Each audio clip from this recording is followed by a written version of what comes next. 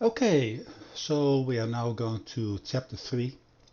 In chapter 2 we worked on output and some formatting of output, but the values that we used were hard-coded. They were included in the code and they were not entered by the user.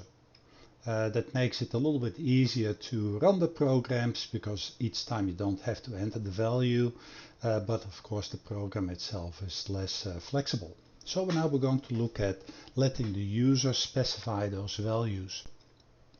The oldest one that we have is the cin, like over here, and of course the C stands for the initial programming language, the C language, and the in because it goes into the program. You also see that the little chevrons are pointing towards the variable that is going to be storing the value, just as in the cout over here the little chevrons are pointing towards the cout, which is of course the terminal. Okay, now the cin is on one hand very smart, but it also has some limitations, and we'll talk about that too. To get around those limitations, we'll work on some other input commands like getLine.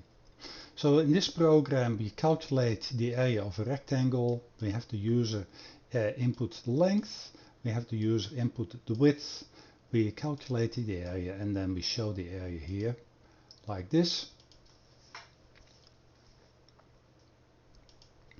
And the length of the rectangle is 12 and the width is 18, and we get over here as 216 the area of the rectangle. So again, over here the input with the cin, which allows the user to enter a value.